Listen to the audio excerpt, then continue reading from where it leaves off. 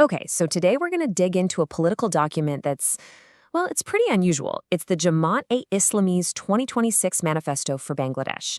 And the reason it's caught our eye is that it's not your typical laundry list of election promises. Nope, it's proposing something way, way bigger. So, what makes it so different? Well, think about most manifestos you've seen. They're usually about handing out goodies, right? Cheaper prices on this, a new benefit for that. But this document says that's all just a temporary fix. It's focused almost obsessively on a total overhaul of how the state actually runs. To really get their proposed solution, we first have to understand their diagnosis of the problem. In their view, the country's issues aren't just little surface-level cracks you can patch over with a bit of plaster. They believe the whole foundation is the problem, and that's why they're calling for such a drastic approach. And they use a really powerful analogy to frame their entire argument. This quote just nails their central point. Why are you bothering to fix a few leaks in the roof if the very foundation of the house is about to crumble? To put it another way, the manifesto's perspective is like looking at a house and saying, forget about repainting the walls. The system's wiring is dodgy and the plumbing is completely knackered. So their focus isn't on redecorating, it's on rebuilding the entire house from the ground up. So, what does this rebuilding actually look like?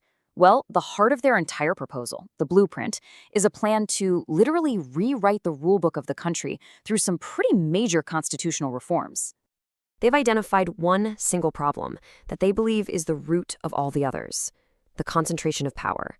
Specifically, the argument goes that the Prime Minister's office holds so much unchecked authority that it basically undermines the rest of the entire system.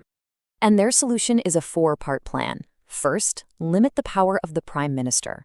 Second, empower the Parliament, making it a real center of accountability. Third, bring back democratic safeguards that they say have been chipped away over time. And finally, guarantee that the judiciary is truly independent. And we're not just talking about passing mentions here. The actual document has entire sections dedicated to these core structural changes, spelling out exactly how they see a new system of governance working. So, what they're really proposing is a fundamental rerouting of the flow of power within the government.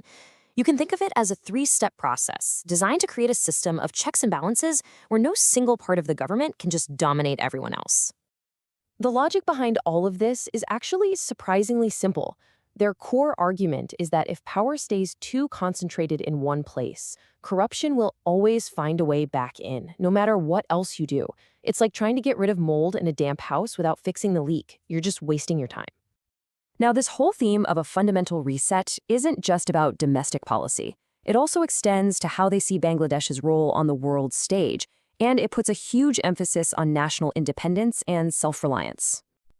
The manifesto calls for a foreign policy where Bangladesh, isn't pushed around by its larger neighbors. It really prioritizes being self-reliant in key areas like energy, national defense, and building up its own industries. It's all about, as they put it, standing on your own 2 feet. But, with any ambitious plan like this, there are always questions.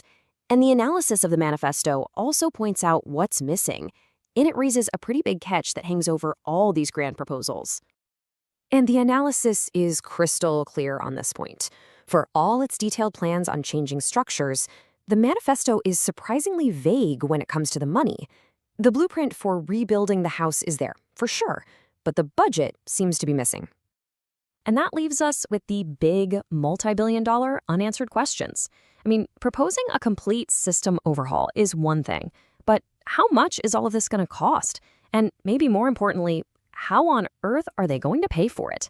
That is the huge piece of the puzzle that's still a total question mark.